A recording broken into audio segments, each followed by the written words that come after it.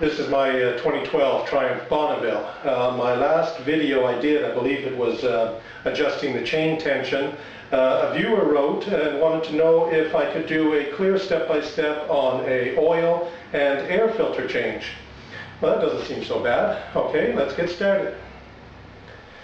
I have a center stand on my bike, and normally I just put it up on the center stand in order to change the oil, but today I put some blocks of wood underneath it, just enough to raise it up another couple of inches, not necessarily for changing the oil, but in order to get the camera underneath the bike in order to show you what's going on. So this is a close-up of the engine. We are on the right-hand side of the motorcycle. This is the front of the bike. And there's three things here I want to show you. The first thing is down here is the oil filter. The black and white thing here is the oil filter. That's a K&N filter. And we're going to be changing that. The second thing is the sight glass. This is the sight glass right here. When your bike is level, and I happen to have mine on the center stand, when it's level, the oil should be halfway up the window, and that just tells you that that is the proper amount of oil. After that, up here, this is your filler cap up here for your oil. It has a big long slot in it, and I live in Canada, so I happen to have a $2 coin which fits perfectly inside to turn. But just to make absolutely sure I don't scratch anything, what I do is I take a rag and I just put it on top and I stick my coin inside and just turn, and it comes off. And now you can undo it by hand. So this is where the oil is going to be pouring in.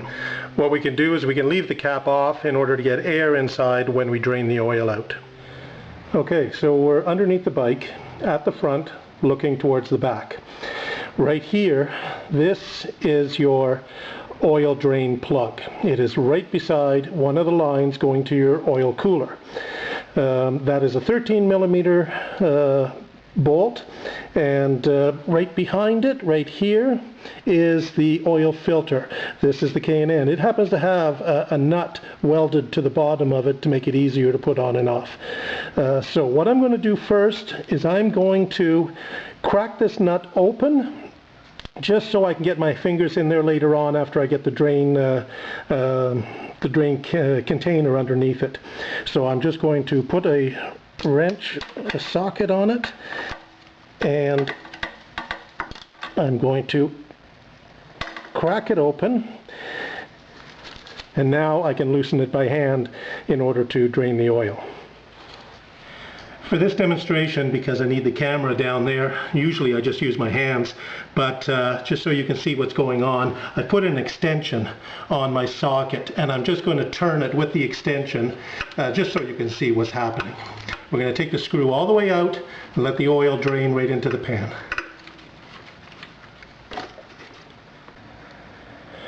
Once all the oil is drained out, I'm going to put my oil bolt back in. Now, you have to use a new crush washer. This is a 14 millimeter inside diameter crush washer, and it just seals between the bolt and the oil pan. So I'm going to put this in, and I'm just going to thread it in lightly, hand tight for now, just so I can get the oil pan out of the way, the oil bucket out of the way, in order to tighten it down to 25 Newton meters as per specifications.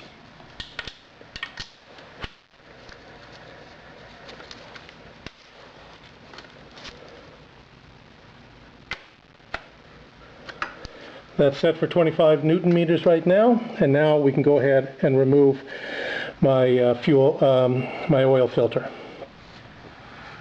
So now I'm going to remove my oil filter and just let it drain into the pan.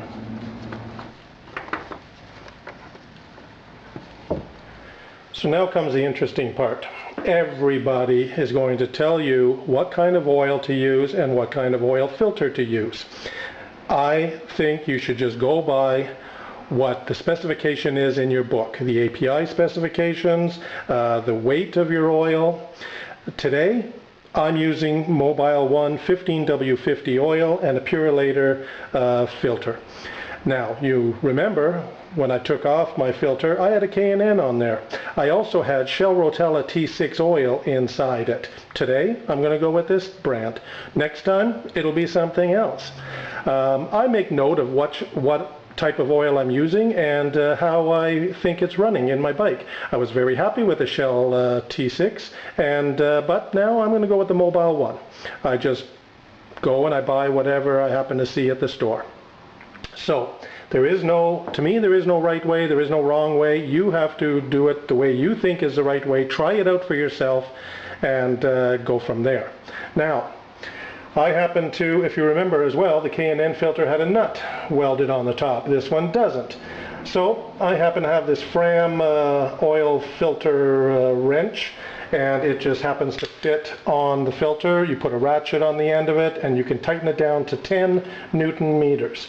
Now, one other thing that I'm going to do just to help the bike out is I'm actually going to fill this up with oil. Since we go directly up into the bottom of the engine and not at an angle, I can put as much oil in there as I want. So you pour it in, let it sit for a while, a couple of seconds, and it will actually flow inside. Keep topping it up, keep topping it up. One thing that is very important is to make sure you take some oil with your finger and you wipe it around the rubber gasket. Okay, it helps lubricate it, it helps seal it, and that's the proper way of doing things. So that's what I'm going to do. I'm going to take some of my oil, pour it in the filter, wipe some around the ring, and put it to 10 Newton meters on my bike.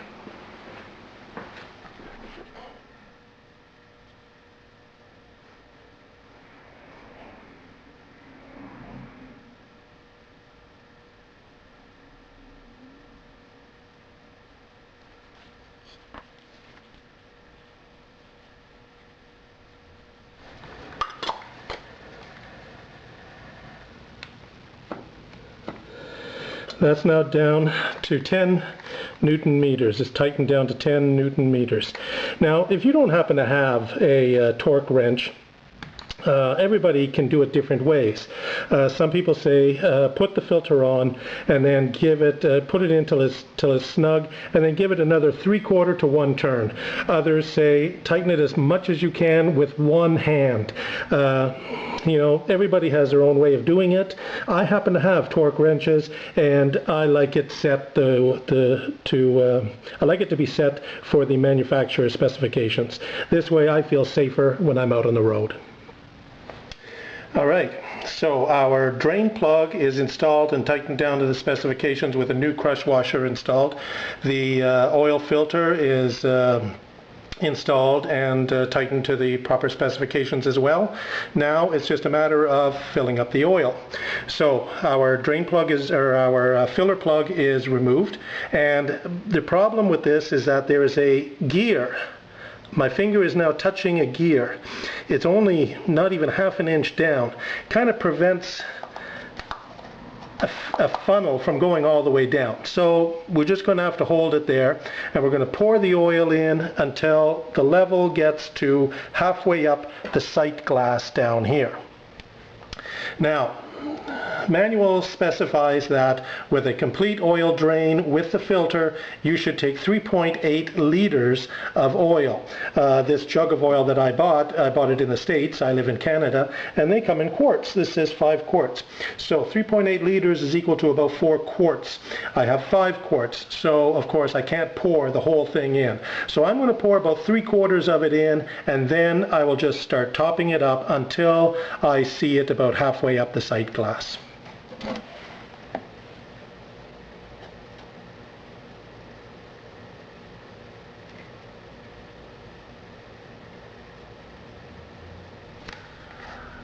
Okay, so I pour it in until the oil is about halfway up my sight glass. Might be a little difficult to see this at the moment because it's clean oil.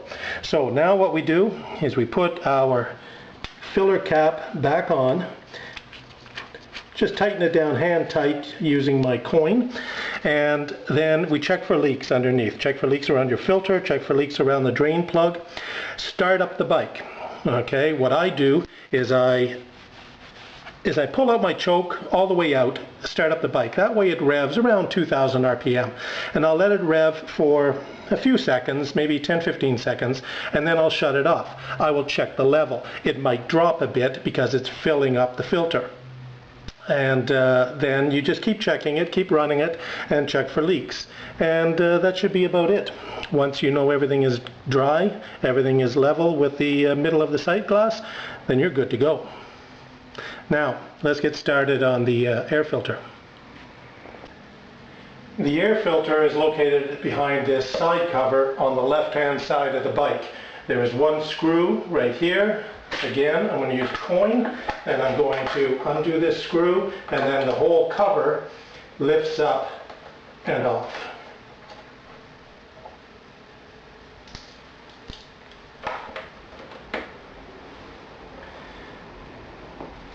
I'll get in closer with the camera so you can see what's going on. So this is your air breather here. Air travels in there, goes inside the air filter. You have 3 hex head 8mm screws that hold this on. One is right here, another one is down here, and there's another one in behind all these wires. Now, to make it easier, what I'm going to do is I'm going to remove all these things. This is your starter relay, this is your signal flasher, this is your starter solenoid, and this little quick connector here is for your switch on your side stand. So I'm just going to pull these off just to get them out of the way, and you can see there's a little wire harness attached to that 3rd screw. So I'm going to start removing these things now.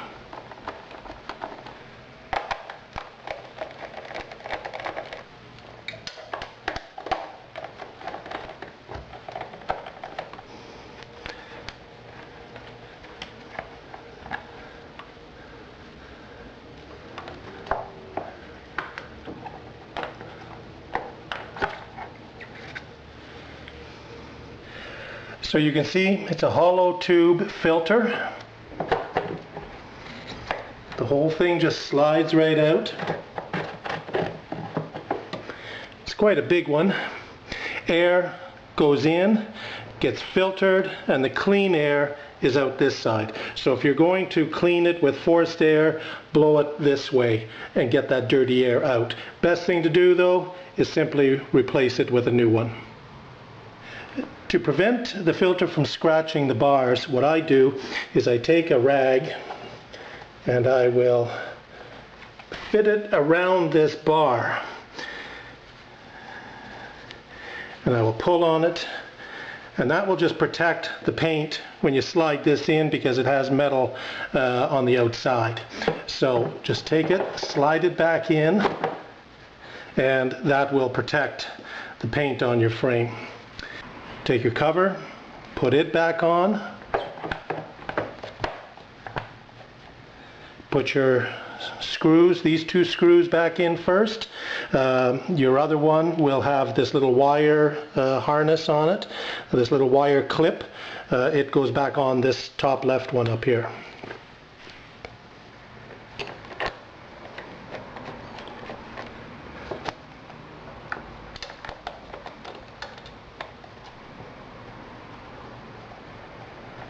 I put the bottom one here on just by hand tight first because of this little metal piece there. It's hard to get the socket in there until it's all the way in, and then you can tighten it down. I just go hand tight.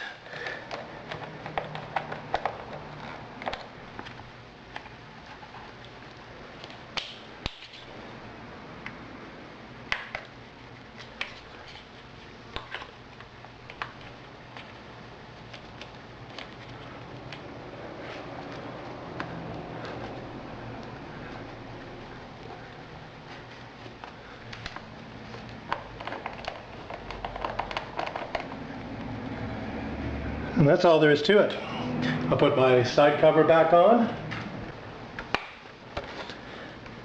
You have 2 holes at the top of your side covers. They go in the 2 top pins. And then the screw fits in here. And I use my coin to tighten it down.